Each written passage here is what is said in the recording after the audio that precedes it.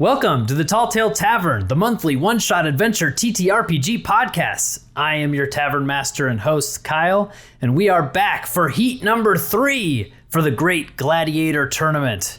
Joining me at the bar is Dice Shaker, Concentration Breaker, playing a bard proficient in noisemakers. It's Mitch, aka Bones. Welcome, Mitch. How's it going? Thank you for having me. It is going well, my friend. What is your character's name and race and class that you'll be playing tonight? My character's name is Lee. He is a halfling and playing a bard. Very cool. Also at the bar, he tends to think of himself as a one-man wolf pack, Swain Stash. Welcome, Swain. Hey, nice to be here once again. What is your character's race and class and name?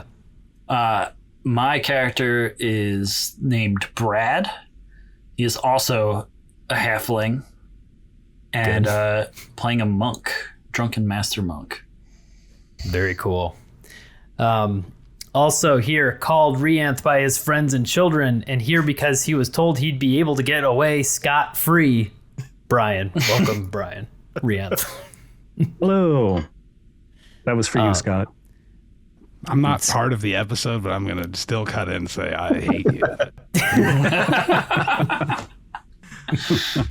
And last, Rianth, what is your character's name and race and class? My character is also a halfling and also a bard. I don't think are we all halflings? Is that what this group is? We will see. Because, go ahead. What was your class?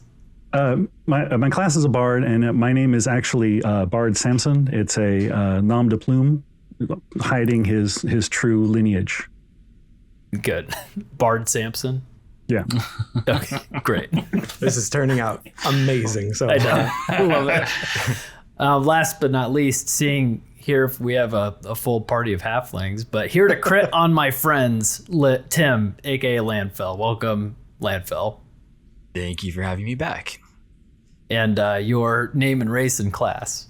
I am not playing a halfling, but I am playing a short person. I'm playing Rend the Hill Dwarf, and good. I am a Tempest Domain Cleric. Great. That basically I feel kind of shitty now because I ruined the fellowship. Yeah, you ruined Dwarf. That basically counts as another halfling. You guys, this is just the short squad, the short kings. Well, this is the 14th adventure for the podcast. Let's go to the tavern in the heart of the Sword Coast of Faerun, in the small town of Daggerford. Along a busy downtown street, squeezed between the shops of a tailor and a florist, like an old dusty book forgotten amidst the others on the shelf, rests the Talltale Tavern. A place of truth and of lies. Grab a drink of any size and listen to the wisdom of the wise in this place where the ink never dries. This is where we find ourselves tonight, sitting around a worn wooden table with the smell of books and brandy in the air. The front door opens like the turning of a page, and in walks a small group of people of various fantastical races. They shuffle in and head pointedly to a table that has a folded piece of paper sitting on it that reads, "Reserved for the Talltale Book Club." They sit down and gab for a bit, deciding on which story to read next. One of the members says to the group, "I've got an idea. Hey, bartender, do you have any older stories? Maybe one that hasn't been read in a while?" The bartender ponders for a second, then looks to a figure sitting at the bar, a large cloak obscuring their face and body. The figure shrugs and takes a drink. "An older story, you say?" the bartender says, walking to the nearest shelf cram-packed with books. "How about a classic?" He wiggles out an old leather-bound book and blows the dust off the cover, revealing a very long title. "This one's a little bit different than the others, but just as exciting." He finds a stool in front of the bar, sits down, opens to the front page, and begins to read. "What do you wish for? Fortune, fame, power? Enter in a grand competition where only the strong will survive, and only one will receive the prize. That is the message I heard in my mind as I held the strange coin in my hand. Hold the coin, speak your wish, and fight for what you desire." And thus continues the third bisesquicentennial War of the Wishes, Legends of the Lamp, or alternatively, GlaD&Diators. Roll the intro.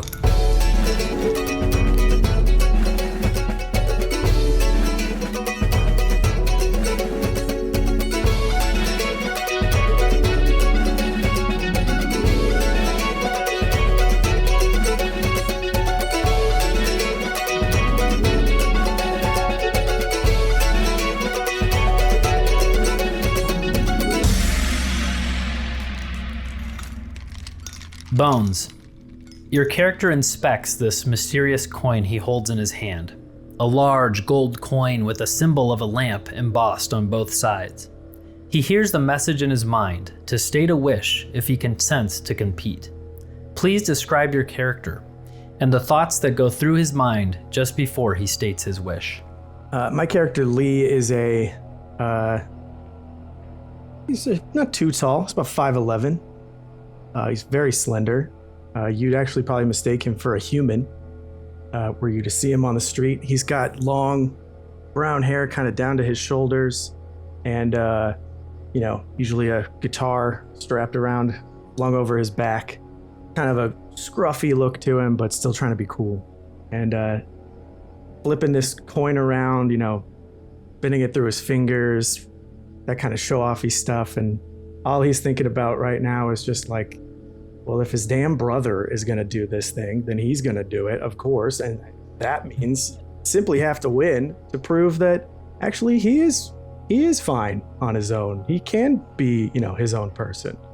And that's really his sole focus as he makes his wish. Good. Swain, please describe your character and the thoughts that he has as he is holding the coin about to make his wish. So, Brad is sitting there at the table, also like about 5'11", sweaty brown long hair as well, just kind of looks rough, kind of humanish, but still, got a little bit of those halfling traits. And he's holding up this coin kind of like with both hands, like is the only thing that's like holding him up. He looks at it over and over again as he like flips it and flips it and flips it. And he's thinking, I hope my brother is here so I can see the look in his face when I win this thing. Good. Rianth, as your character holds the coin, what are they thinking? And please describe your character. So my character is much shorter than the other ones here. He's probably one of the shorter halfling folks. And he's sitting by himself in a corner with a kind of a pipe, playing with it, not lit, because he doesn't actually have enough money for tobacco right now. He's a bard, but he's seen better days. His clothes are kind of worn. He has a shock of blonde hair that just kind of stands up and is not in any particular style, but just windblown. And he doesn't just hold the coin. He's like flipping it around his fingers as he goes. And he finally flips it up like as high as he can in the air, grabs it, and without looking at it, is like slams it on his hand. And basically his thought is he's going to show them all. He's going to show his parents and everybody what he can do with this and get out from under his father's shadow. And a Landfell. Please describe your character and what they're thinking as they are holding this coin. So Rend is kind of like your basic bitch, average dwarf, 7'4".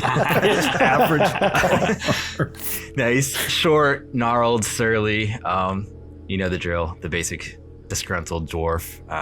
Heavily armored as a cleric. Not a lot of adornment on his armor. Just kind of battle worn. He looks pretty battle tested. So he's looking down at his gnarled hand and where he's just gripped this coin to the point that it's indented into his fist there. And he's just thinking about restoring the glory of his people. Good. As your characters state their wish, suddenly the world turns bright white and your ears are deafened and ringing. As your eyes and ears adjust, you find yourself in the middle of a large coliseum filled to the brim with cheering fans. You look up at the bright blue sky with large purple clouds flowing through the air and a bright sun at its zenith. You look left and right and see 16 total people standing in a line. You glance behind you and see a 10-foot tall steel construct soldier standing 25 feet away, and 3 other soldiers standing in line with him.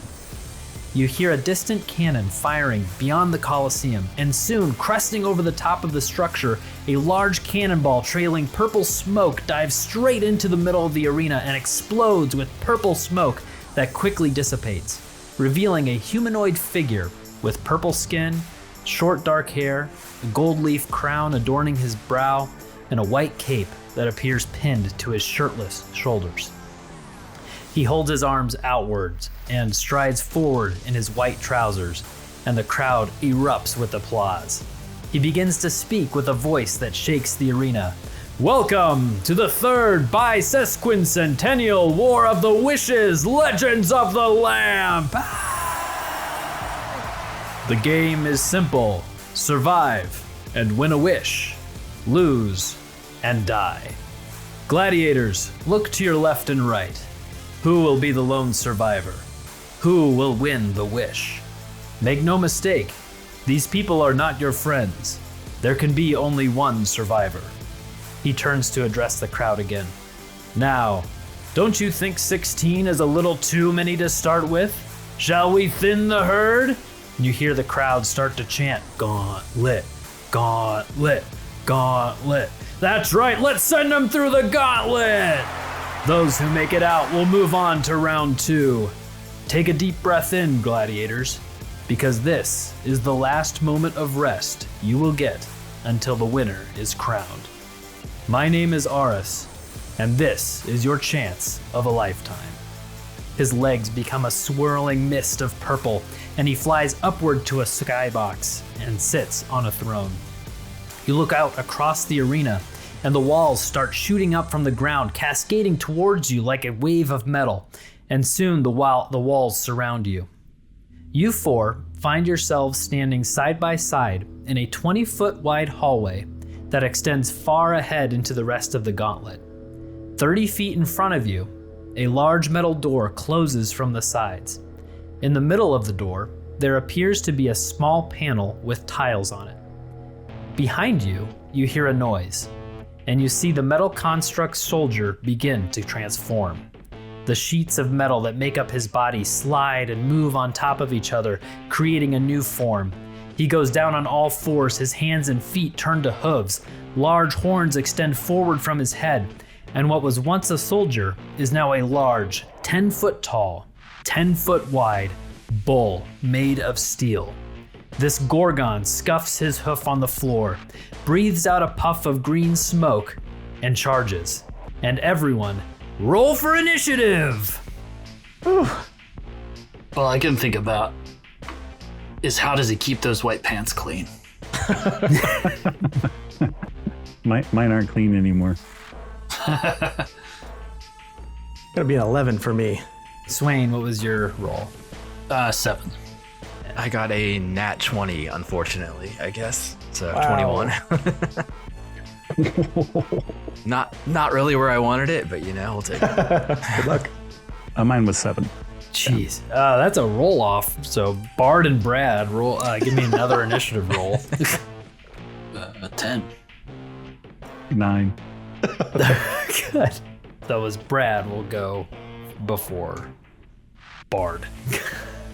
So, Rend, you, in front of you, looking forward, you can see that this wall has closed. This is going further into the gauntlet. The wall has closed in front of you. There seems to be a panel on it with some tiles.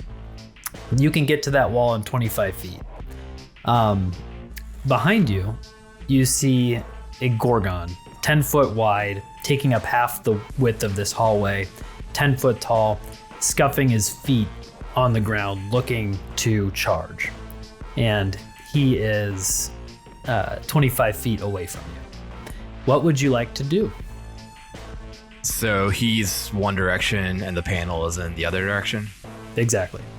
So I'm going to tap on Brad's shoulder and say, "You guys got this," and cast guidance on him. And then I'm going to head towards the panel and see if I can get more information on what's going on with that. Okay. You head toward the panel, and as you get closer, you can see that this is looks to be a puzzle. It looks to be a slide tile puzzle that has a picture that you can try and move the tiles around to solve the puzzle. If you want to attempt to solve the puzzle, it would be an action to do so, and that would be an investigation. And so guidance, I think, is that a bonus action? It is an action, so I'll just chill there and wait for my next turn. Gotcha. And who did you give the guidance to? Brad. Good. Brad. Next up is Lee. Boy, I look at the bull and I turn to Brad, who I look very much alike to, and just kind of smirk. And I'm like, well, looks like he thinks you're more up for this challenge, so best of luck. And I'm going to also turn and run for the puzzle and leave Brad to deal with the bull. But with no guidance from you two. I don't have guidance. See ya. And I guess, can I make one of these checks then? Yep, you can make an investigation check if you'd like to solve the puzzle. Great. I've got a +0 to this, so I'm very confident, and give it a very knowing look as I attempt to roll. Okay. It'll be a 15. A 15. Luckily, you are sliding these tiles around and you figure it out pretty quick. Doesn't seem too hard of a puzzle. And you put the tiles together, it forms a picture of a gorgon, a big bull. And as you solve the puzzle, the wall drops down. And this wall, very thick wall, drops down, and 10 feet in front of you, you now see a pit. A pit that is 20 feet long and takes up the entire width of the hallway. You look down into the pit, and there are spikes at the bottom of this pit, about 15 feet down. In the middle of the pit, there is a rope hanging down about 10 feet away. The jumping rules for 5e, you can jump a distance of your strength score, not the +1, but the actual score, if you have a 10-foot run-up. You can do half that distance from just a standing jump without a run-up. Mm-hmm. If your strength score is at least 10, then you can jump and reach the rope and swing across to the other side. If your strength score is not 10, you'll have to roll an athletics roll to try and make it to that rope. Wow. Okay. So I think I used most of my speed, if not all of it, to get up to the door. Yeah, what is your movement speed is 25. 25, yep. So it took you all of your movement speed to get up to the door. Okay. Okay. And how far from the edge of the pit then will my run up be from here? 10 feet. Okay, cool. I am gonna sit tight, no bonus actions for me, but I just kind of turn back to the group, and definitely the other two facing the bull probably aren't looking at me, but I'm just like, huh? And my turn. Good. Brad. So I just want to clarify real quick. How far away am I from the pit? You are a full 35 feet away from the pit.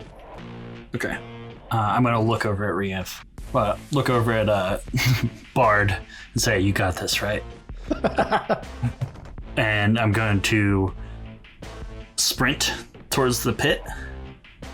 Okay. And I'm going to, before I hit the edge of it, I'm going to use a key point to Step of the Wind. Nice. And double my jump distance. And you said it's a 20-foot pit, right? Yep. And my strength score is 12. So I should be able to clear the pit pretty easily. Yep, and you will be able to do that. You clear the pit and land on the other side of it, and are on the other side of the pit. As I run by them, I say, "Losers!" Good. I go for a trip, but it's nowhere near. He's too fast. Anything else for your turn?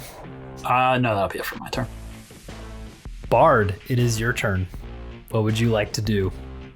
Yeah, so I looked from the bowl to the the door's gone, and it's a clear decision to move that way. So you say it's 35 feet to the pit. To the pit, yep. Yeah, he's gonna walk towards the pit as far as he can. So he's still got his running distance to try to get there. And he looks across there, and he's like, "There's no way he's gonna make this." He's like shaking his head, but he's like, "Who looks?" The guy that almost tripped the other guy kind of like gives him a thumbs up. If I don't make it, can you make sure he doesn't win? Good.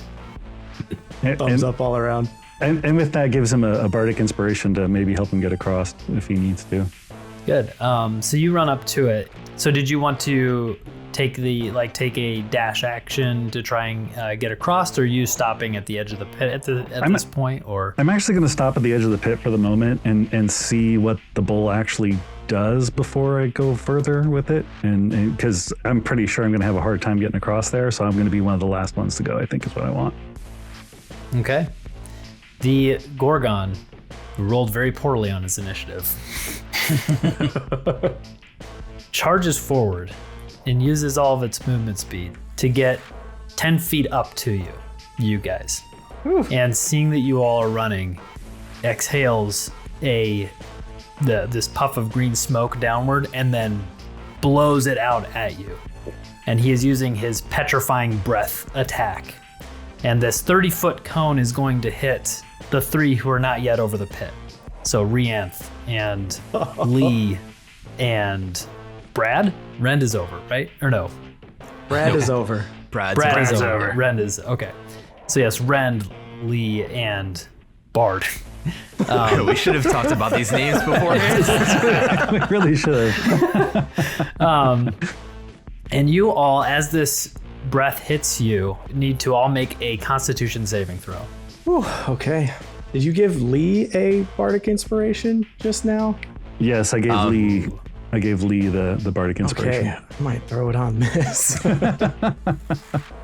Oh, okay. Didn't need it. That's going to be a 25 on the con save. 25, good. Or Lee. Bard, what was your roll? Mine was an 11. An 11. And Rend. Miraculously enough, I got another nat 20, so 23. 23. Can I have your dice?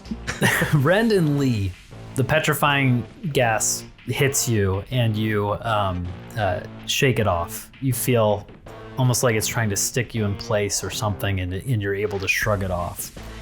Bard, unfortunately, that breath hits you and you start to petrify. You feel your skin start to get harder, and you are now restrained, and you begin to turn to stone.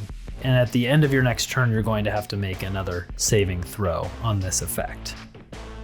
As he feels his limbs stiffening, he does a rude gesture and is frozen in that way, facing the Gorgon. That is the Gorgon's turn. We are at the bottom of the initiative. The wall behind the Gorgon, where it was standing, starts to come crashing down as something rips through it, as another Gorgon enters into the hallway and jumps forward into the hallway and is now entering the initiative as well. We go back to the top of the initiative. Rend, what would you like to do? All right. It looks like our buddy Bard needs some assistance, so I'm going to drop the guidance on Brad and give it to Bard, and wish him luck as I jump across, grab the rope, and swing across. Okay. My strength is 14, so I should be able to make it. So you run and you jump and you grab onto the rope, and as you grab onto the rope, you feel sharp barbs stick into your hand, and these barbs are going to give you a little bit of damage. You take 7 points of piercing damage as these barbs stick through your hand as you swing across and land on the other side of the pit. Anything else for your turn? That would be it. Okay. Lee. All right. So do I see that this rope seems to be hazardous once Rend takes his chance with it. Can I get yes, any you details? I'll go ahead and warn you guys. Yeah. This rope sucks. It is decently clear to see that, it hurt. It did a decent amount of piercing damage to him, and that you could tell at the very least that the rope hurt him. Okay. Can I glean if, in some sort of perfect condition, is there a way to grab this rope that doesn't put my hands directly onto the barbs? Like, is there a gap in the spikes? Why don't you make a investigation roll? Okay, my first one went fine, so let's see. It's an 11. You don't really see a way that you're gonna be able to grab onto the rope without it damaging you. It seems like the barbs are pretty much through it. There doesn't seem to be any way you can avoid the piercing. Okay.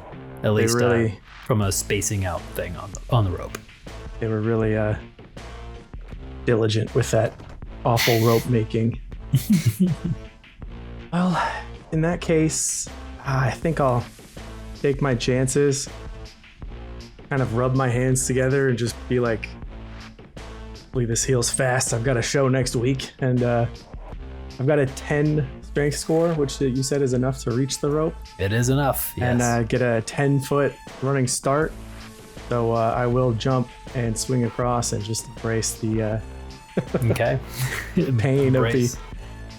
You embrace 6 points of piercing damage. And as those barbs rip into your hands and you swing across to the other side. Anything else for your turn?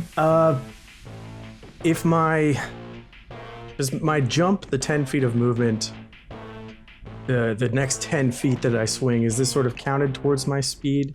It will. Yeah, it does count towards your speed this time. If you're right, you will have swung across all the way to the other side, which I think will have expended your whole movement speed to get to the other side. Okay, cool. Yeah, just making sure. You could take a dash action and get further down. On the other side of this pit, what you guys see is this hallway ends and turns to the right. I'm pretty much playing it safe for now. Seems like someone else going first in some of these scenarios could benefit me. Although it didn't this time, it just, made me more aware of how much it would suck. But yeah, I'm going to hold. I'll stay put. I'm not going to go too extreme on anything else here. Okay. Brad, you are on the other side of the pit. What would you like to do? How far ahead to the turn? The turn is like 10 feet away.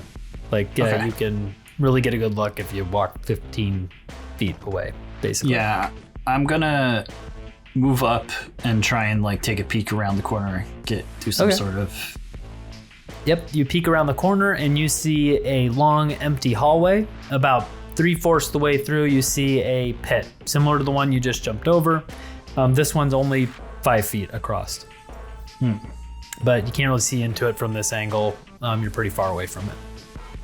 I think I will just approach slowly using my my speed as slowly as a turn of combat is. Yeah. But I'll approach and go around the corner. Okay. You move a little bit further down the hallway and don't activate any traps or anything. You're just kind of walking down the hallway. And make it a little bit farther. Enough speed to get to... I have 35 feet of movement. Is that enough to get to the next pit, or is that not a little too much? The farthest you get is halfway down this hallway. Okay. A little bit less than halfway down. Okay. Anything else? That's it for now. Okay. Bard, you are restrained, and your speed is 0. And if you were to make an attack roll, it'd be a disadvantage. That Gorgon is still 10 feet away from you. Do you have anything that you can do on your turn? What would you like to do? Yeah, I don't think there's a lot I could do other than try to resist the paralyzation. All of my spells have movement components, so I don't think I can do those being petrified. So yeah, I think I have to just call it and try to resist the. Okay. You feel your skin turning to stone more and more. You need to make another Constitution saving throw. This is a DC 13, and if you fail this saving throw, then you will become petrified. Oh no! Then I am paralyzed because I only got a 10. Bard. Bard! You feel this petrifying breath overtake your body, and you feel your body turn to stone from your feet going up, turning to stone. It reaches your neck. What are Bard's last thoughts before he is turned completely into stone?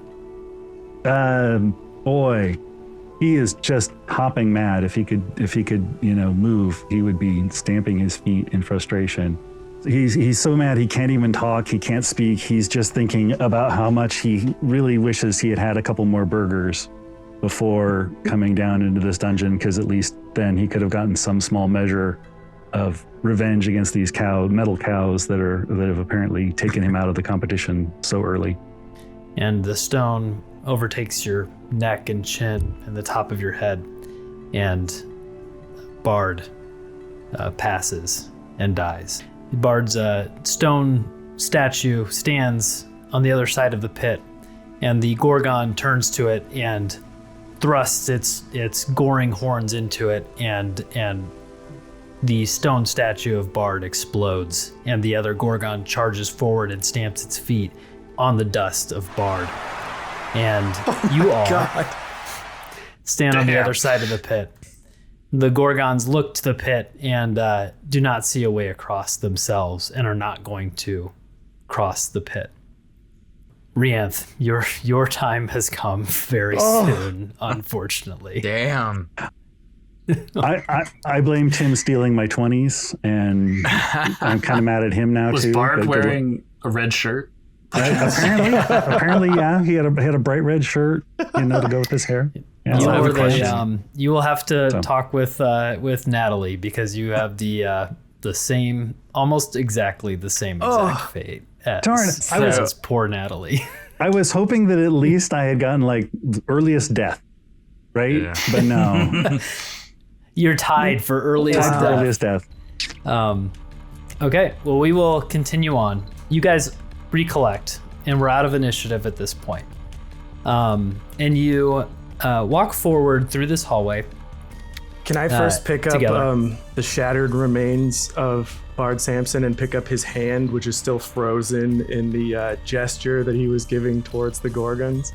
And just keep that as a token? Yes, when the Gorgon exploded the statue, his hand just flew across the pit. Symbol flew across the pit and landed on the ground. Clink, clink, clink. And you pick it up. As you walk forward through this hallway, there will be a out of initiative turn that anybody could take. If you want to take an action, if you want to cast a spell, now would be the time as you are cautiously walking through this hallway. Does anybody have anything that they would like to do for this kind of in-between turn? I can heal myself and Lee, or I can wait. It's not. I mean, if that's spell slots, I mean, I wouldn't. I could just die with all my spell slots in 5 minutes. That's the fear I have, is just not casting spells and just. But yeah, I mean, I'll hold off for now. Same on myself too. Yeah, we'll see how this goes. I feel like an in the moment heal might be life saving. Okay. Rend, did you have anything? Oh, that's Rend. Bard. Brad. Yes. Brad. Yes, Brad. Brad, do you have anything? No, he I guess he kind of goes up to his up to Lee here, and gives him a shove. Says, "Man, I didn't think you'd show up." Of course I was gonna show up. If you're gonna do it, I'm gonna do it. Yeah. I was standing right next to you when we both held the coins and made a wish. Yeah, I kind of forget. if you're there sometimes. Yeah, right. You two know each other? We look at each other and look identical and just be like, yes, unfortunately. You could say that. All you halflings look the same to me? Good. Here, how about you go first? And he points at Rend.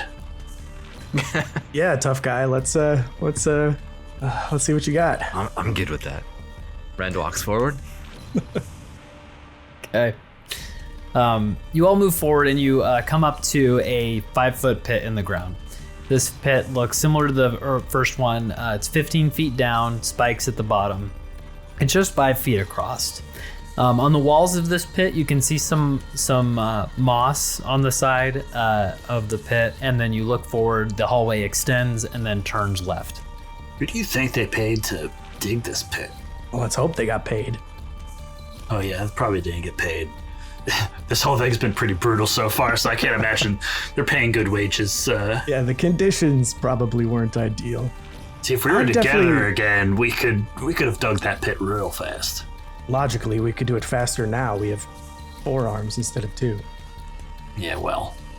The Rend is going to cast Find Traps. Okay. A spell I've never seen anyone cast in D&D 5e. And I point at the pit. The pit? Yeah, what's... I'm also casting Find Traps as I point. Something immediately lights up.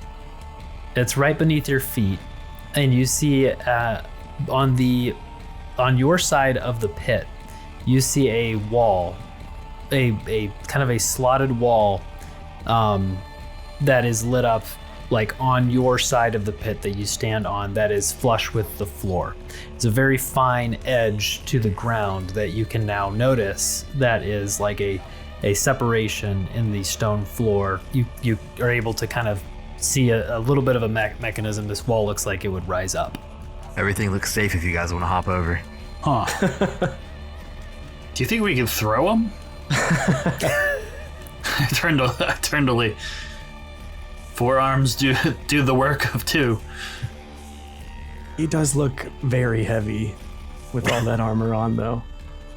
I changed my mind and I kind of chuckle to myself and I point out what I saw with the Find Trap spell.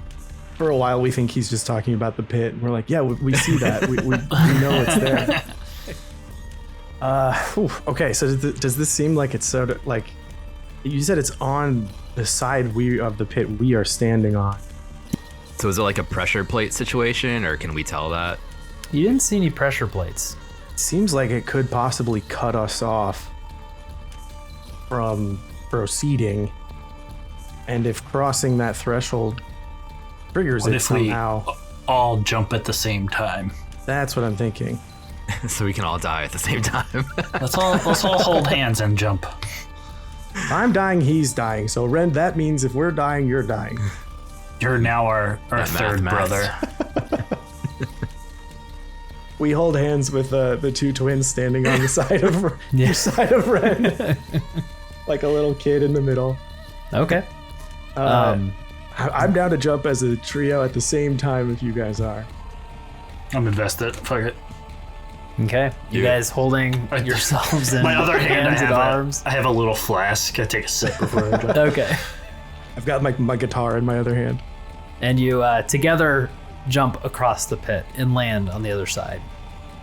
Nothing seems to happen. Quickly turn around. Nothing seems to happen. Hallway's empty. Okay, well, I'm glad we did that as a unified group. Can you let go of my hand now? I miss being so close to another.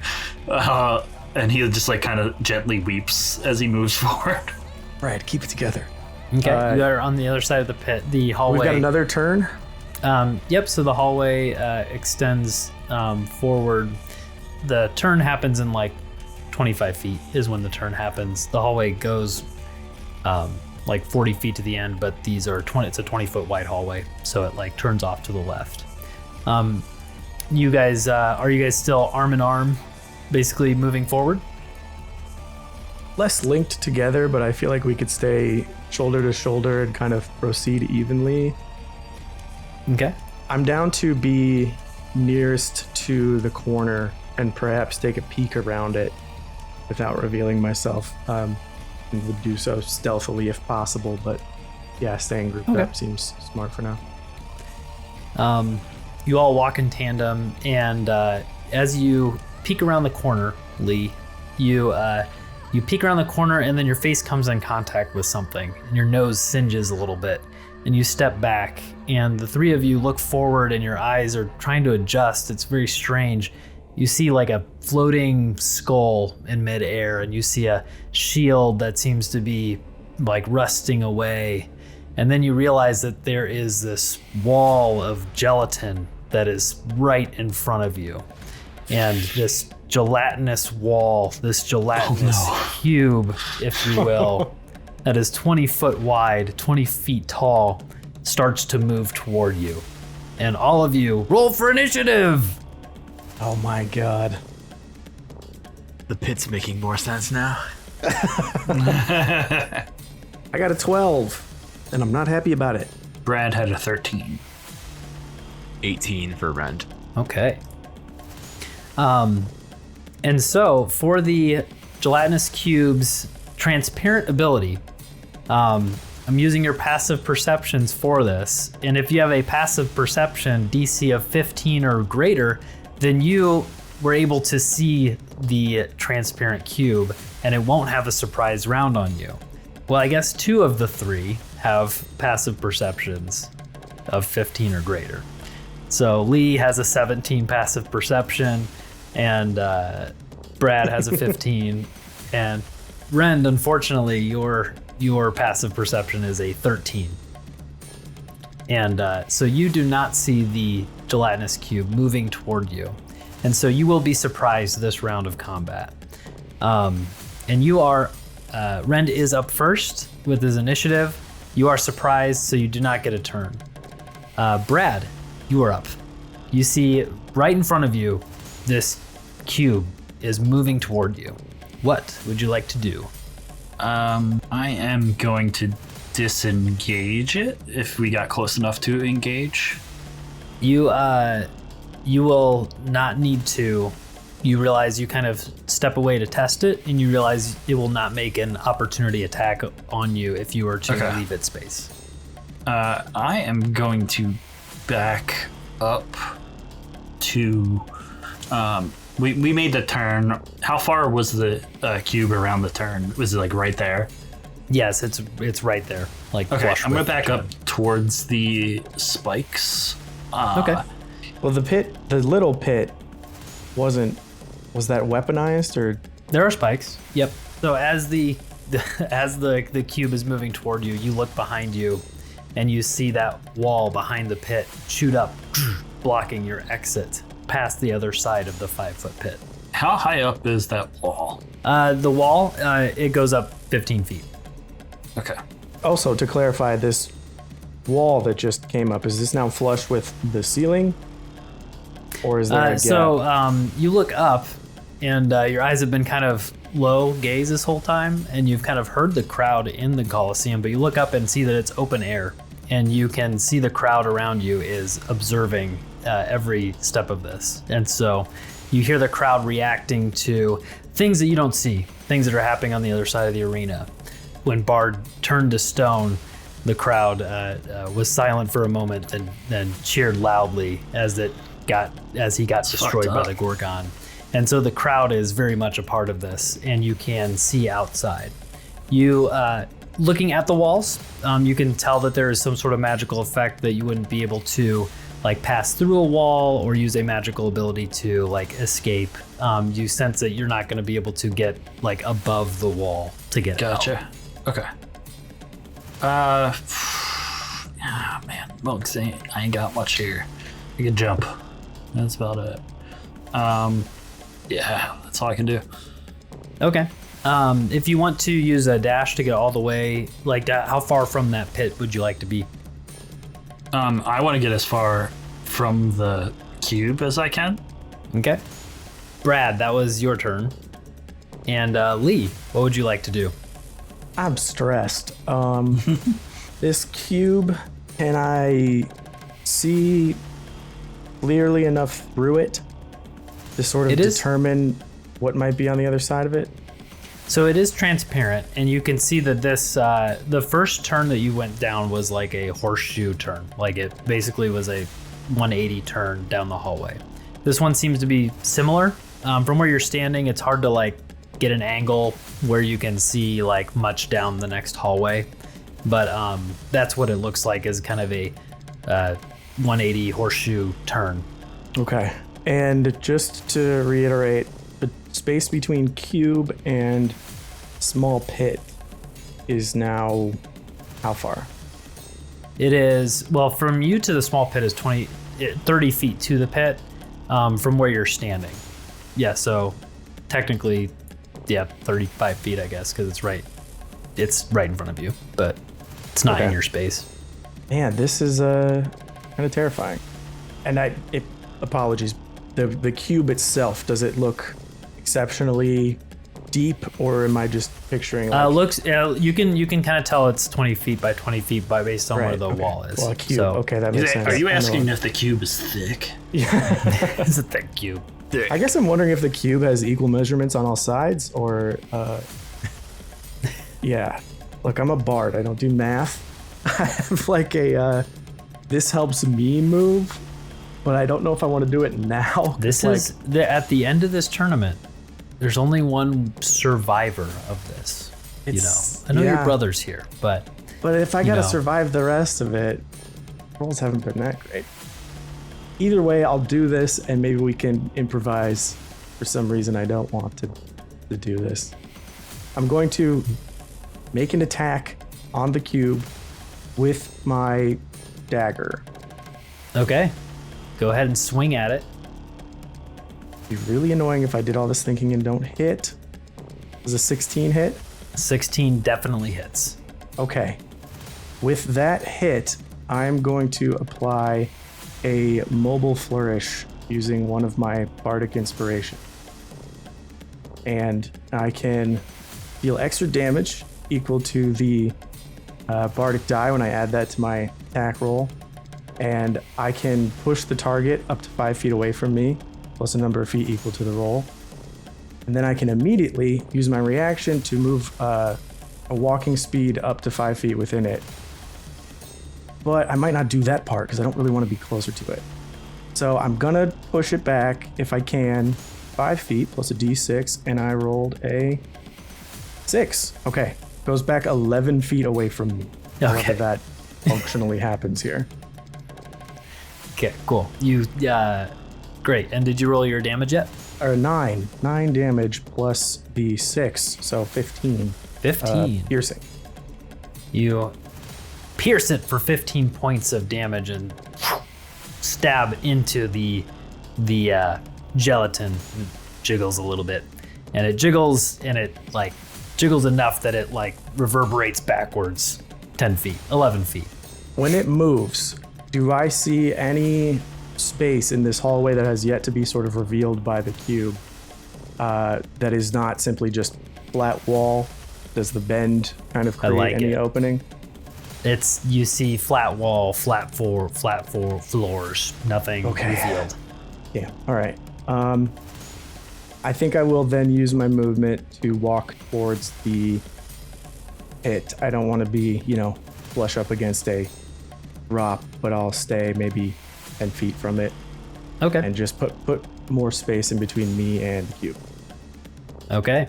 It is the cube's turn with a -1 to its initiative roll. And it moves forward and then uses its engulf ability to engulf Rend.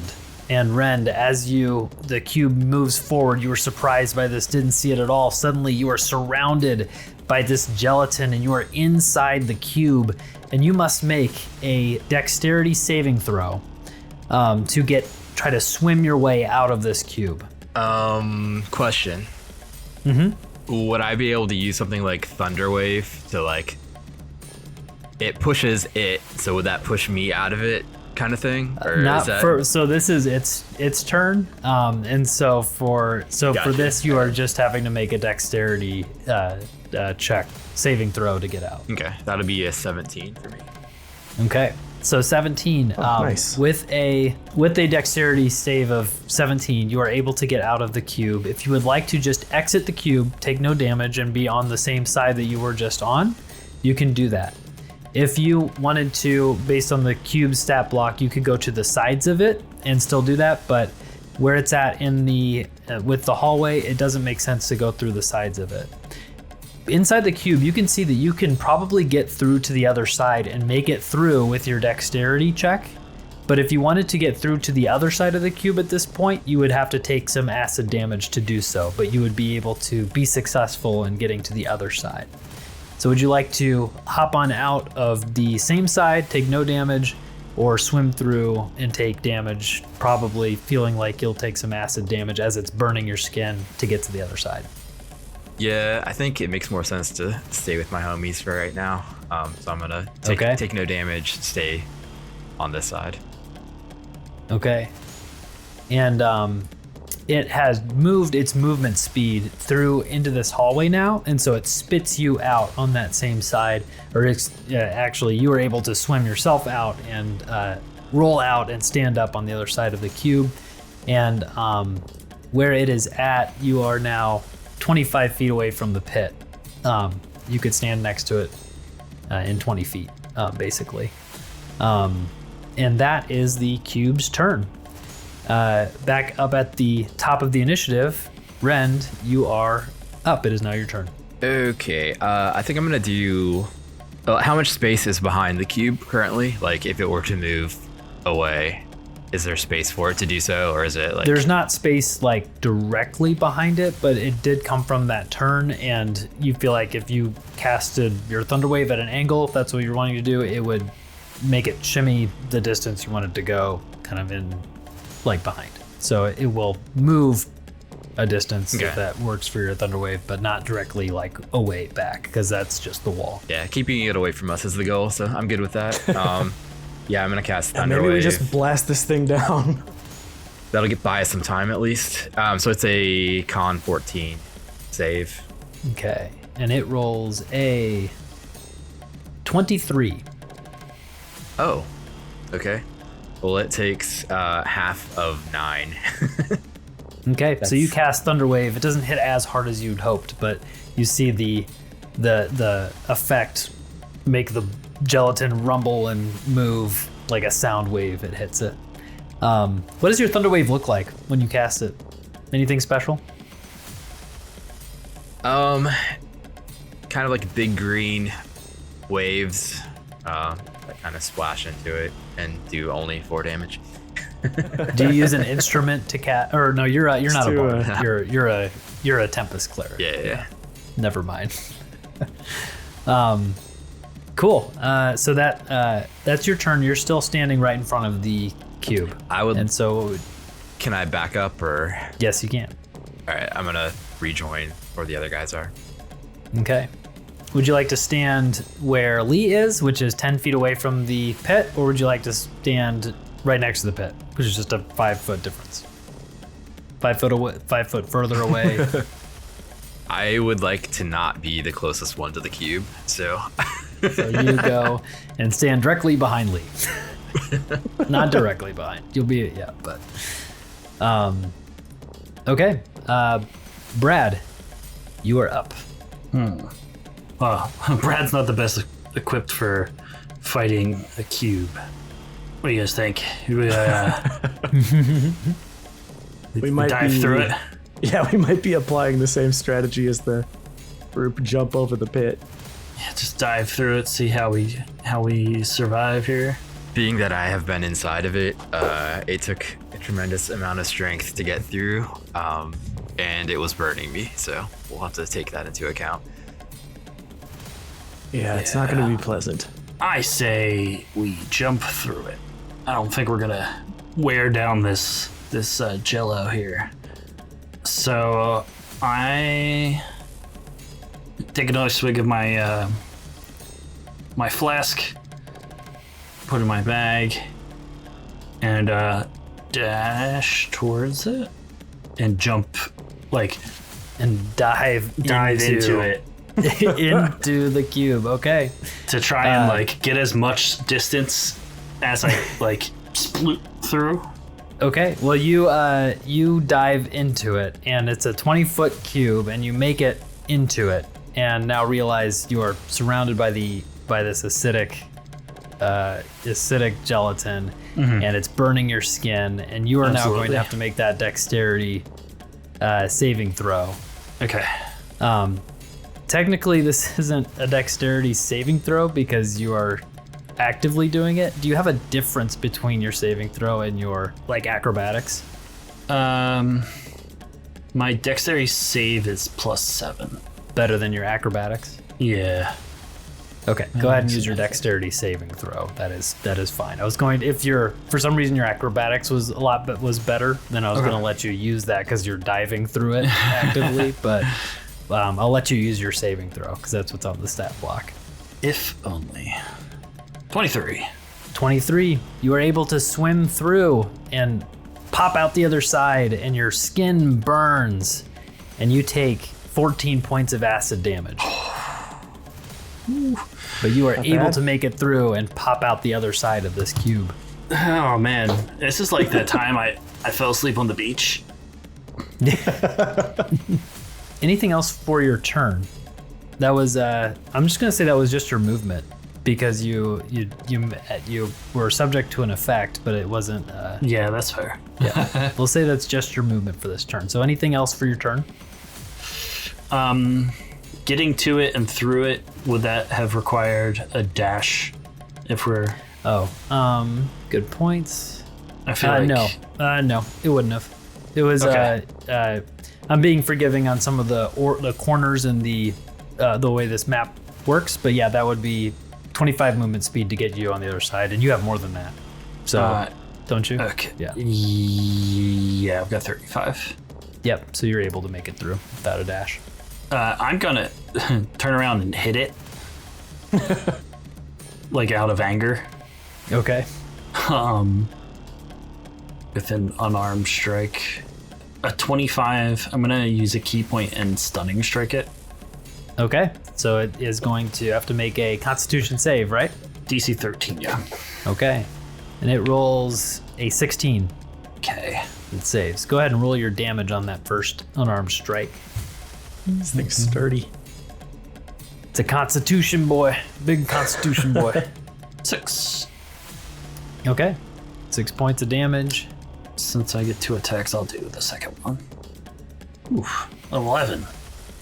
11 hits. It's a big wall. Yeah, it's hard to miss. It is a big wall. It's going to be hard to miss this one.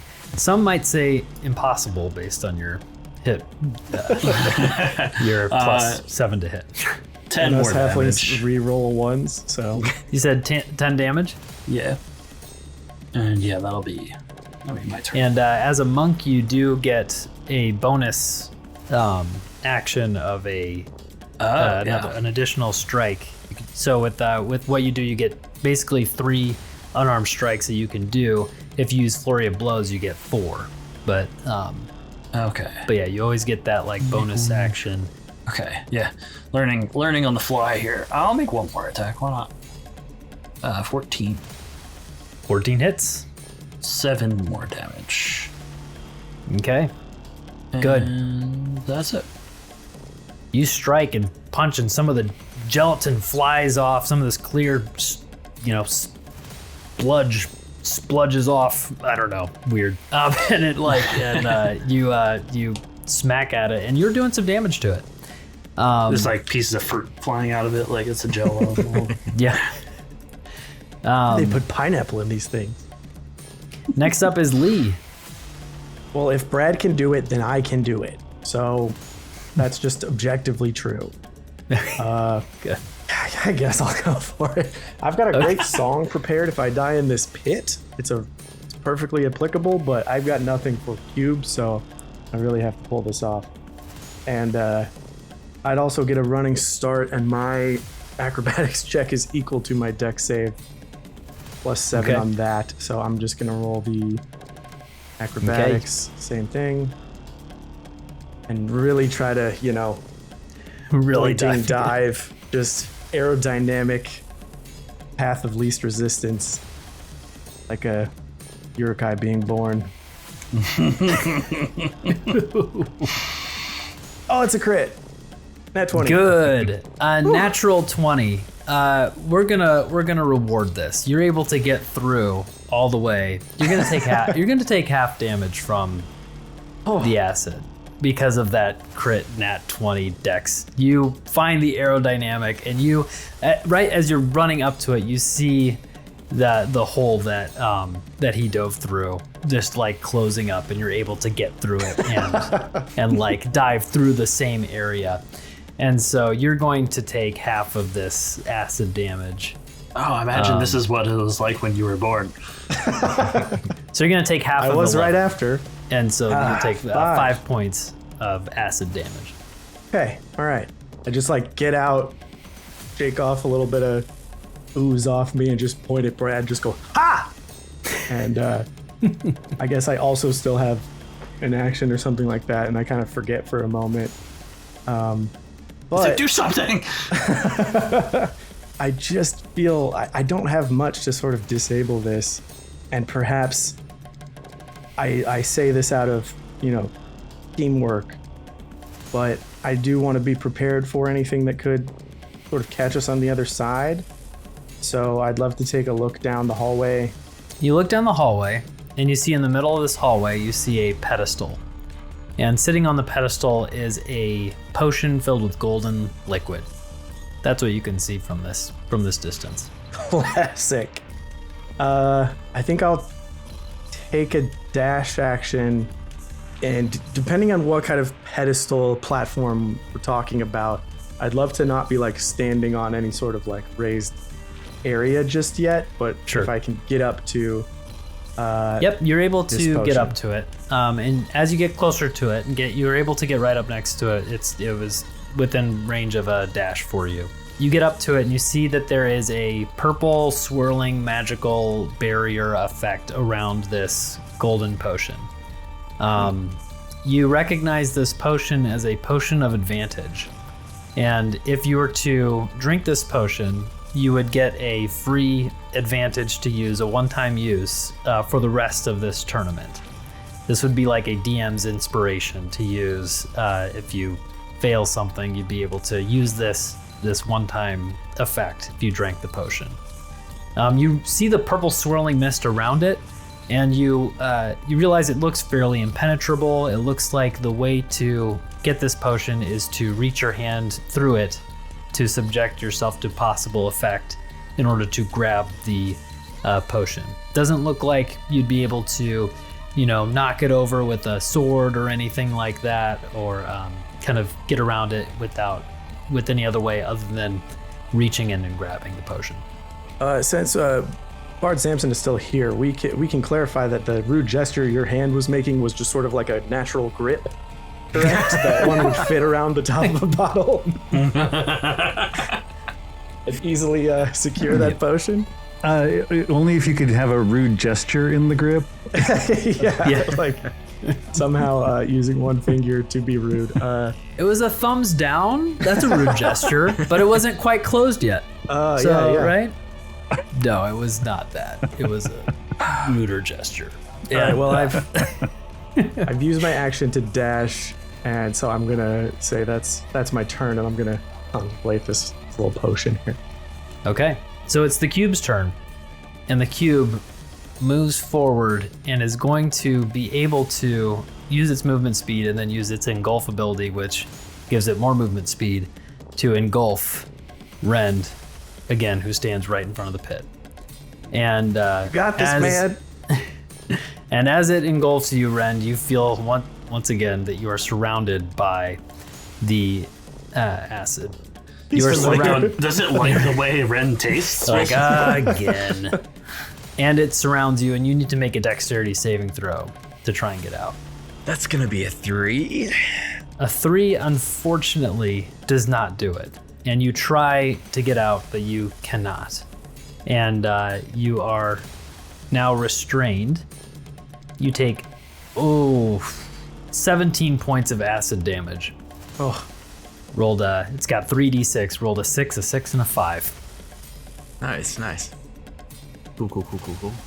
And You are restrained inside the cube.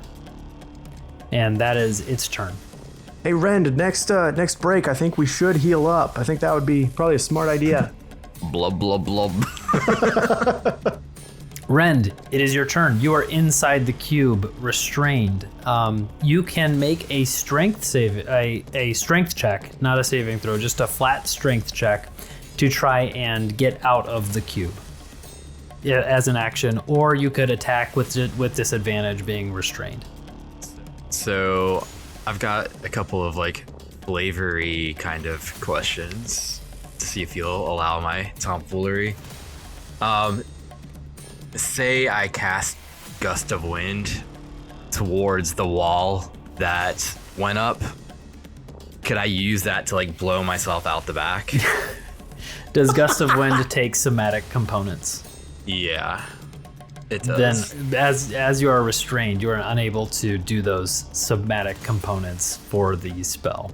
Can I just try to be annoying on the restrained condition? I know the creature's speed becomes 0, but does that mean their hands are entirely immobile? That's the way we've been ruling it for this. Okay. So fair, yes, fair. that is that is. I tried, Landy. You're out of luck. So You can't fart your way out of this cube. No Wario moves. And I think it just makes sense that when you're in, the cube, it's hard to. Yeah. Is Bard Sampson's frozen hand a somatic component to a spell, like one that's commonly used, right? Well, if I'm swimming to get out of it, that's kind of movement, right? Is that considered an attack? What it just did to me? It's more of it's really just an action, the engulf action. So it's not like an attack, like getting hit by. So I can't use you wouldn't be the wrath. I wouldn't be able to use a reaction. Okay. All right. Last bullshit question. Am I floating in it, or am I touching the ground at all still? You can maybe reach your foot to the ground. I don't know what you're thinking, but might regret that word. But you can try to touch your foot to the ground. Can I meld into stone? Yeah, you can. Yeah. Fuck yes. Sure. All you right. reach your foot down and touch the stone with your foot. That's a 3rd level spell, right? Yes, it is. Yeah. It's better than dying. But does it have somatic components? That's the problem. I said yes because it sounded so cool. Yeah. And if this was normal, if this was a normal deal, then maybe. But according to Jeremy Crawford, this, you can use vocal components underwater. It just means that you start to drown. So you can successfully do something and then immediately begin drowning. Drowning on the gelatin acid, the gelatinous cube. Cube might not function the same as water. All right. Well, it was a strength save. Is that right? Yes. It's not a strength save. It's just a flat strength check to get out. Okay. Fuck. That's gonna be a 6. Oh. Unfortunately, you needed a 12 on that strength check. And help me, boys. I can't heal you if I'm dead. That's your action to do so. And unfortunately, you try as hard as you can, and you cannot get out of this cube. Brad, it is your turn. Oh, I stand there and go, oh fuck, that's fucked up. Oh man. Oh man, that's gross. And I walk away. What happened? And you walk away. Great. Dick. I'm gonna. Walk away. Keep me awake at night. Are you going toward the potion on the pedestal? Okay. I'm not gonna touch it though. Okay. I don't have sufficient hit points to get power word killed or something. Who knows? It's a potion of advantage. Yeah, I'll join Lee at the podium. Okay. Lee and Brad standing next to each other. Brad and Lee sounds better. Brad and Lee. Shoulder to shoulder, just like old times. Stand next to each other. It is the cube's turn. Or no, it's Lee's turn. Excuse me. Lee, you're up. Identify, detect magic, all could have been smart. Why don't you play your loot at it? What's past the pedestal? What are we looking at? Hallway. End of the hallway. Hallway turns to the right. The turns. I'm kind of hurting, so I also, got my own sort of advantages here and there, and I'm feeling a little independent considering the circumstances. So I think I'm gonna pass on this potion and go try to get a peek around the next corner and put some distance between myself and this cube. Okay, you can use a dash action to look at the end of this next hallway to kind of peek around and look at the next hallway. If the dash, I'll definitely use a dash. I'm fine using some speed here. But if the dash means like my movement is over at the corner, I don't want to like really end there and then not have movement to back up. So if it's a matter of 5 or 10 feet, then what's your movement speed? 25? With a dash, with the dash should be 50.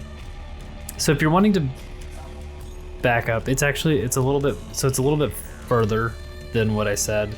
That's perfect. I mean, if I end up a little short of the corner. You're short of the corner by 10 feet. That sounds perfect. And also, look, I've been sitting on my spell slots. Like I keep saying, I'm just going to toss a little... I'm going to throw a little first level healing word on myself.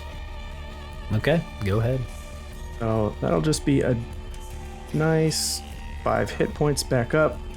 Towards the acid I took. Feel better already. All right. And that's it is the cube's turn.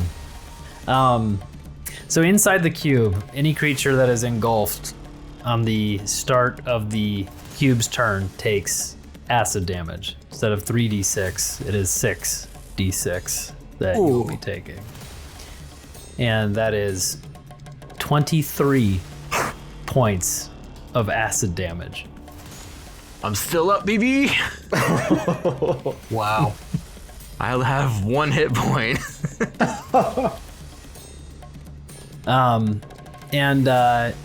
It is going to stay there. Stay put and just stay there on its turn. And we go back up to Rend. I mean, not really much I can do. Even if I go through it, it's gonna kill me, right? So once you're engulfed by it, you can make this strength saving throw. And when you are engulfed by this, you're more in the middle of it, not trying to like get out of the side you just came out of. And you can get out of the other side. Okay. If without taking the acid damage. All right. I think the punishment has been inflicted this turn. Alright, I'm gonna make my save, hopefully. Okay. Give me that strength check. 11. Fuck.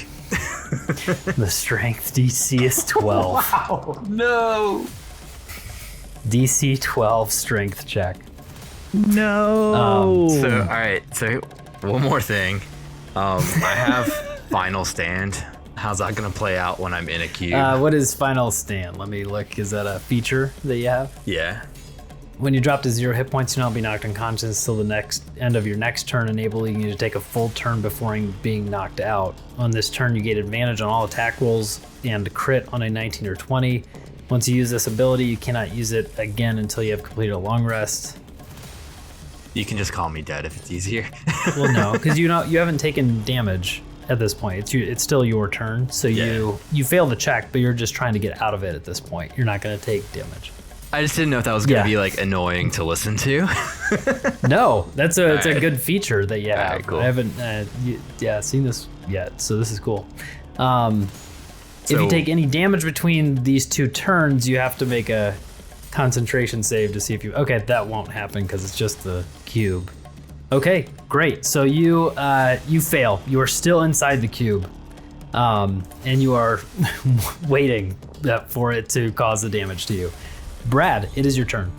I'm going to use my movement. How far is it from the pedestal to the turn? The pedestal to the turn is like 60 feet. Okay. I will dash and get to the turn, but do what Lee was gonna do and kind of like poke my head around the turn to get a feel, and if I need to back up, I back up. Okay. Yeah, you look around the corner. and you see in this hallway a wall of webs covering this hallway. Spider webs everywhere, thick, starting in this hallway. Like immediately in front of me too? From the turn, it starts in 15 feet. I'll relay that information to Lee. Like, oh fuck! Remember that one spring when we were moving all that stuff? And the spider bit us, and you had that wound for like 6 months. Yeah, you had the exact same wound. Yeah. I know. I remember how uncomfortable Why are it you was. phrasing it like it was only on me? It was literally us. Yeah. It could happen again. I'll explain that there's a bunch of spider webs and we may have to. I relay that back to Rend. Rend is, you have to show it. Blub. Yeah, you don't see him because he's around the corner in the hallway. You don't I even just know what's assume happening. he's gonna catch up. It's our triplets bond. I know what's going on. Yeah. Psionics. Okay. Okay. And that is your turn, Brad. Lee, what would you like to do? Oh, I needed more time to think about this. Yeah, well, I'll probably just use all of my, innate fire abilities that come with halflings. I just need to read if there's anything good. Got equipment, man. Yeah, do I have any? I'm literally reading through all of my inventory. Yeah, I take out my candle. Just the candle. And I light my candle. Is that an action? Object interaction? Free object It's an object. interaction. It's an object interaction. Yeah, that's fine. Object interaction. You're lighting a candle. Wait, how well do I I think this pull would- out a lit candle from my bag. Yeah. It's real video game logic. It's just pre-lit by the time you equip it.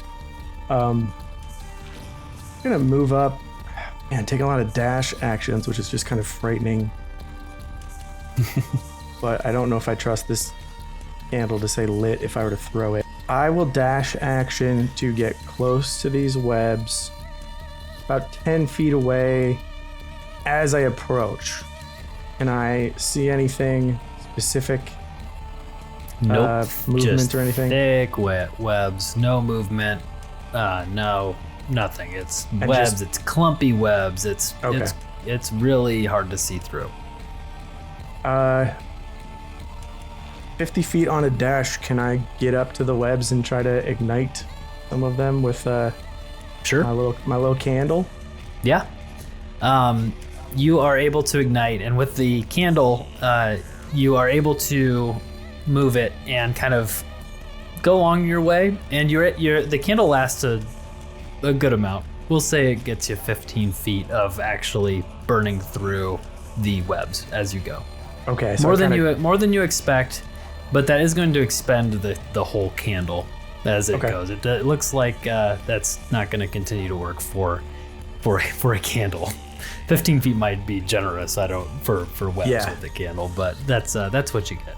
How safe do I feel in this sort of tunnel I've created? Like, is it comfortable to turn around and move back, or am I kind of like wading through? So behind you, you feel like you have made it so behind you is normal terrain. Okay. Going through the webs would be difficult terrain. And so you've been able to clear out behind you as you move. Oh, Brad, where's your candle? Hold on. I'll be right there. I have a torch and 50 feet of rope. So anything else for your turn? Painstakingly lighting web with this little wax candle that melts down onto my hand. Balrog And fire he's whip. just got his torch ready to like holding his torch, waiting for you to do your candle work. Anything else for your turn, Lee? That's it. Okay. The cube will be doing some damage to our friend Rend. Oh my. We'll give you 15 points of acid damage. I think that takes you down to 0. That'll do it. And you will have one more turn. And it's to basically until your start of your next turn, right? Like after this, like Yeah, when you drop to 0 health points, you will not be knocked unconscious until the end of your next turn, enabling you to take a full turn before being knocked out. Okay, so this is your last turn, and at the end of this turn now, we'll see what happens. So that's the cube's turn, stays put, and Rend, you are up. I will try to make a strength save to get through. Okay. Cross my fingers. DC 12. DC 12! You hit a 12! You finally, your big toe touches the stone, and you push out just enough to get through the cube, and you exit.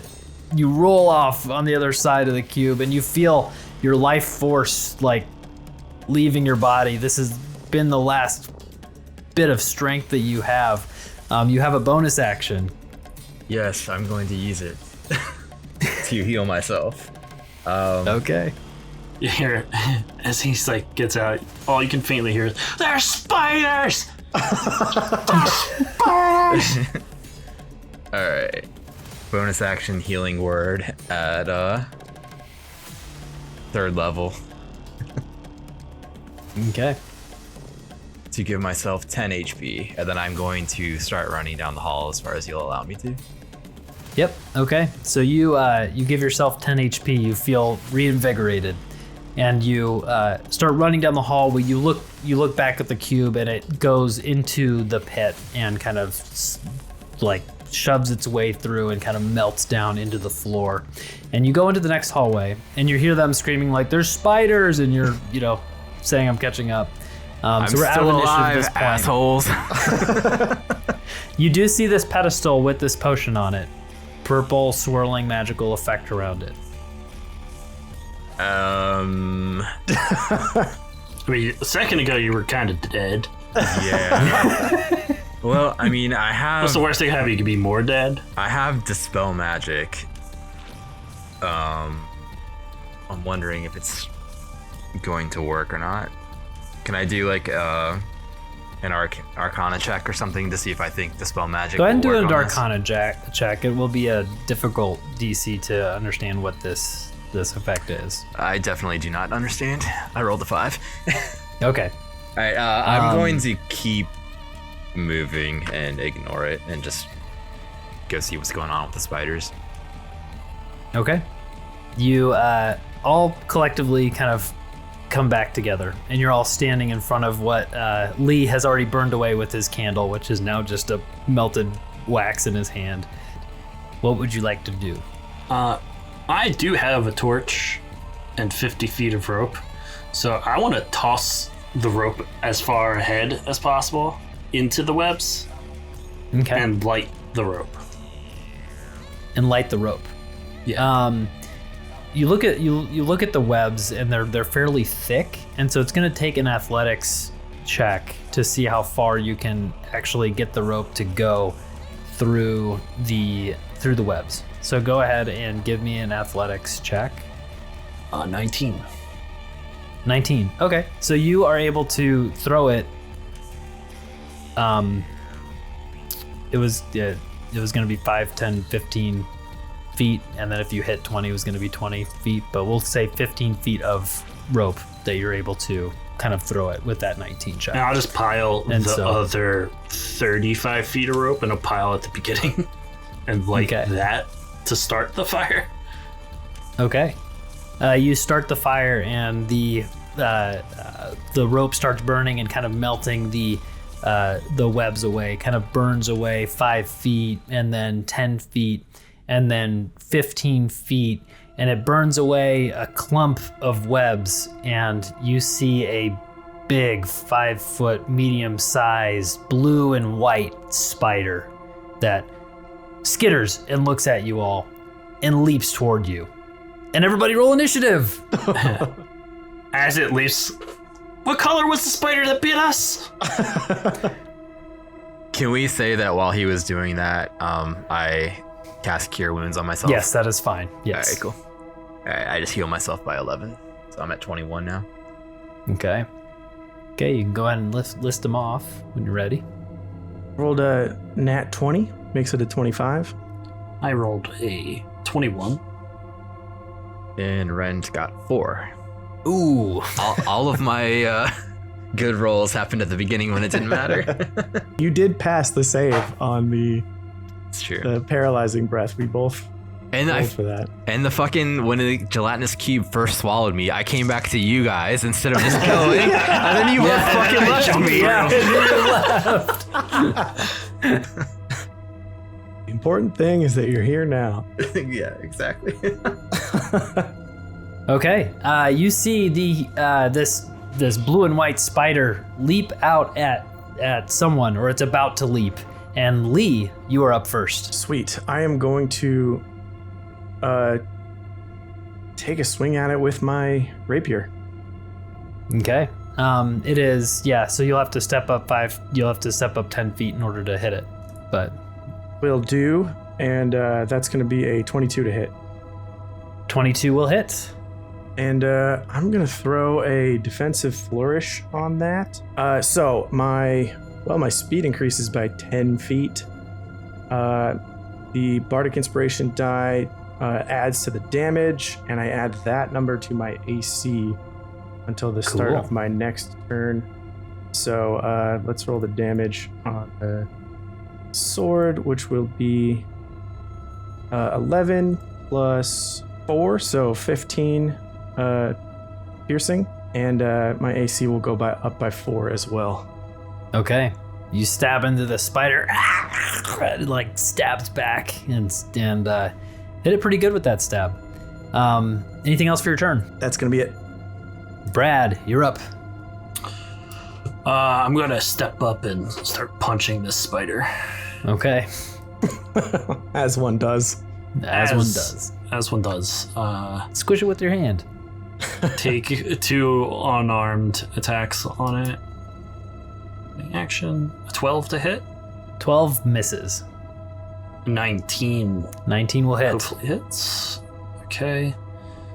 Damage on that one. Actually, I'll expend a key point to stunning strike it with that hit. So DC 13.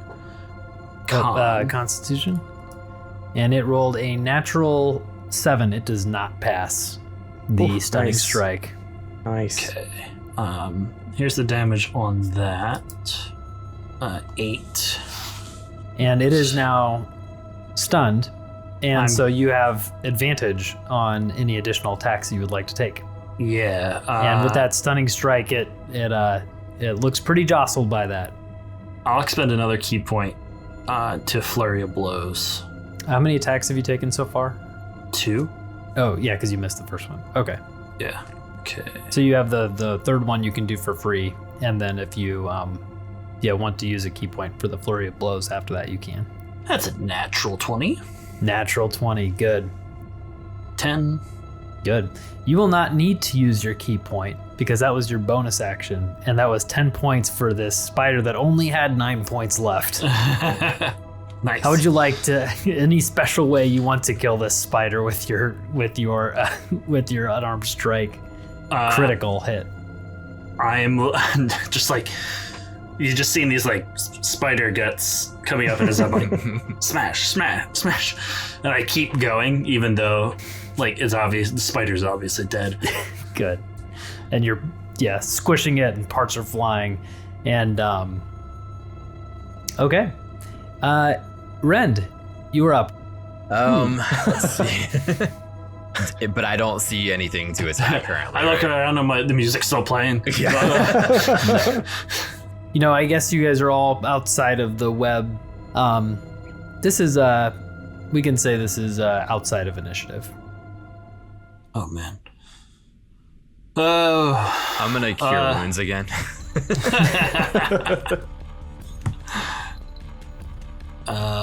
Rend, how do you feel about going into the spider web first? Not great. After you guys left me behind.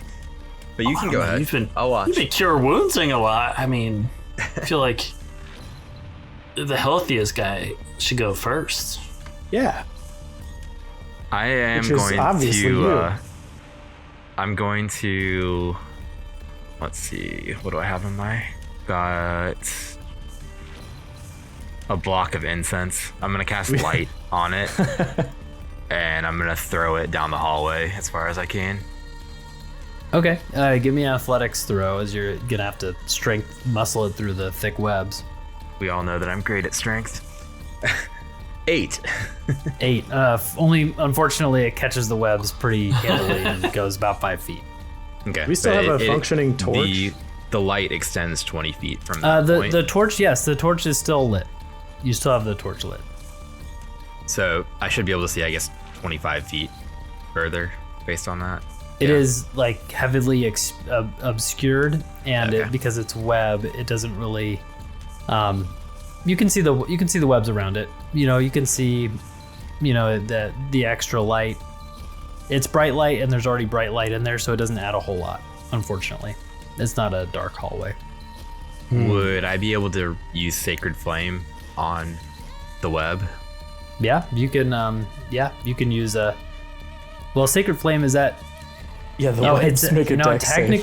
Technically, Sacred Flame, it descends on a creature that you can see within range. So, unfortunately, the web isn't a creature. Okay. So you can't find place to actually cast your Sacred Flame because it's not you can't cast it on a web, unfortunately. I just thought of this, or else I would have been smarter like 20 minutes ago. But can I cast Mage Hand and use the Mage Hand to hold the torch to press further into the webs? Yeah, sure. Because a mage hand can hold 5 pounds or something, so it can hold a torch. Absolutely. And what's the distance on mage hand? I have to stay within 30 feet of it, so I would just sort of progress with the hand within that distance. Okay. I can cast it starting at 30. It moves forward 10, 15 feet away, 20 feet away, 25 feet away, and 25 feet in front of you. You see another blue and white spider. The webs are pretty much cleared from the hallway up to it by your mage hand, moving the torch, and this spider looks to you all and looks to be angry. And everybody roll initiative again. Come again. It's picking a fight. It looks to be mad. I got a 10 for Lee. Brad got a 12. Rend got a 17. Okay, Rend, you see this spider 25 feet away from you, looking like it wants some blood, wants to bite. What would you like to do? I would like to stay behind the other two. Okay. But I'm gonna cast Toll the Dead on it. Okay. Which is a Wisdom 14 save. And it rolls an 8. It fails. So that's gonna be 14 damage. Nice. It did not like that. And I'm just gonna take a defensive stance behind the other two. Okay. You step behind the other two.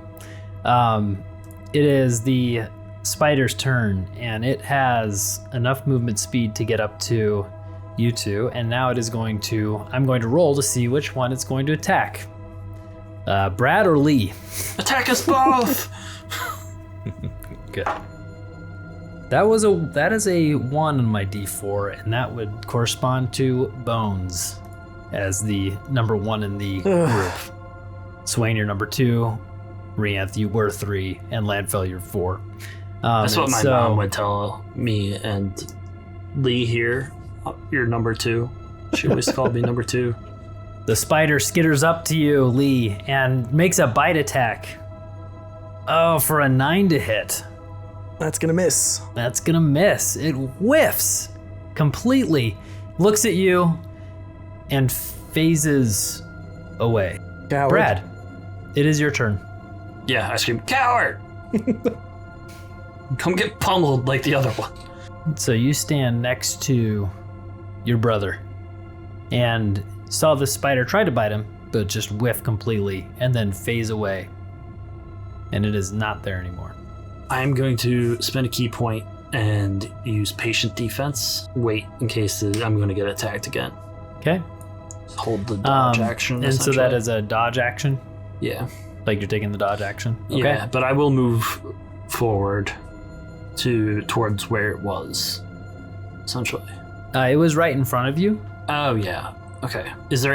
Could I go any further past where it was? Yeah, so the webs are burned away 25 feet in front of you now. I'm going to move the 25 feet forward. Okay. You move 25 feet forward next to the mage hand holding the torch. Oh, hey, bud. And anything else for your turn? That'll be it for my turn for now. Okay. And Lee, you are up. The spider just tried to bite you and then phased away. I am going to have the mage hand use 30 feet of movement to sort of do a bit of a circle in the space near Brad and just try to bump into anything in case there's something invisible and just sort of occupy some spaces there. See if I notice anything odd. Okay. In its movement or obstructing it, and then otherwise use my movement to also get 25 feet up forward towards the end of this web. So you are standing next to him, and this torch is surrounding him and kind of moving around in a circle. Anything else for your turn? It's a very poor man's Spirit Guardians? Spirit Guardians. Yeah, poor man's. Yeah, it's just... I rigged this Spirit Guardians up myself. Yeah, that's going to be me, because that's an action to move the hand. Rend, what would you like to do? I'm going to go ahead and move up forward. Join us in the Spirit Guardians. Yeah. Okay. Yeah, I can cast real Spirit Guardians, buddy. The spirit is Bard. Yeah, I'm just gonna walk forward, and I'd also like to, I guess, prepare a dodge as I walk forward. Okay. So you're preparing a dodge. I don't think anybody else is preparing a dodge, right? Technically, it's just you. I have one prepared with patient defense. Or was that a different? Wouldn't have to use patient defense. I could just prepare a dodge. Yeah. Right. I think that's what you did. I think you did that last turn. Yeah, if you didn't use an action. Yeah. Okay, so you two are dodging, and Lee not dodging. But I'm like dabbing as I dodge. And the torch is swirling around Brad. And I'm going to roll for something. Yeah. And Swain, you were the unfortunate recipient. The unlucky recipient of that. But you have the torch around you, kind of swirling around you, don't you? Sure, yeah. Yeah. That's going to help you. The spider behind you, guys, suddenly phases into existence, kind of right where you are, and is going to attack, and going to try and sneak attack Lee, as it rolled for Lee. It didn't roll initially for Brad, but looking at Brad, seeing the torch going around it, decided to choose a different target. And that is going to be a stealth against your passive perception. And that is a 13, which does not beat your passive perception. So it's not going to be able to roll with advantage on this. Good. And it rolls a bite attack for another 9 and misses. Wow. And the spider stays in front of you because it used its ability to do that, to reappear. Brad, you're up. I laugh. You stupid spider. And I'm gonna unarm attack this thing. First one, 20. That hits. For 7 damage. Second is a 25. For that hits. Nice. Just 5 damage. And then the third will be 21. That hits. For another 5. You hit this thing 3 times with your fists, beating it to a pulp, and it is down, but seems to look up and stand on 3 remaining legs, beaten to crap. But it is still standing. I'll flurry of blows. Stupid spider. No one to die. Oh, 9. A 9 unfortunately misses. And you miss that final 4th attack. That does not take out the spider. Lee, it is your turn. Kill it! I just like shove Brad a little bit to give myself some room for my swing here and go for another attack with my rapier for a 21 to hit. 21 hits. And 10 damage. It had 1 hit point left. Any special way you'd like to take out this spider? This like slow stumbling, nearly dead spider, a very easy target to hit. I just poke it directly in the face and just very dramatically, ha! And take full credit. But its last remaining limbs go flat, and it is dead. The life force leaves its body. And we are out of initiative, and you face yet more webs in front of you. What would you like to do? How many webs are still in this thing? Guys, what do you want to bet there's another spider? I send the mage hand forward again. Okay. It should still be you send the mage active. hand forward 5, 10, 15, 20, 25, 30. You start to step forward and it burns through the end of the hallway. Then you see that there are no more spiders and the hallway is clear. And so you, the three of you step forward and enter into a final room. In this final room, you see at the end of the room, the wall, see a large stone cutout in the formation of a portal. It looks like a portal could be activated in that space. On the wall next to it, you see 4 names. You see Bard Sampson, you see Brad, Lee, and Rend on the wall next to the portal, and a handprint underneath the names. In the middle of this room, you see a chest sitting on the floor. What would you like to do? Oh man. We all have to put our hands on the thing, the chest, something activates? What do you think happens here? Does the chest appear to be locked or anything? Doesn't have a lock on it. Oh, wait. Okay. My theory. If we were all here, the chest would open. If we're not all here, it doesn't open? And we just get the portal, maybe? Or it's something so worthwhile that we don't want everyone else to be here to take whatever's in that chest. Just throwing it out there. I go and touch Bard Sampson's rude gesture to his handprint next to his name on the wall.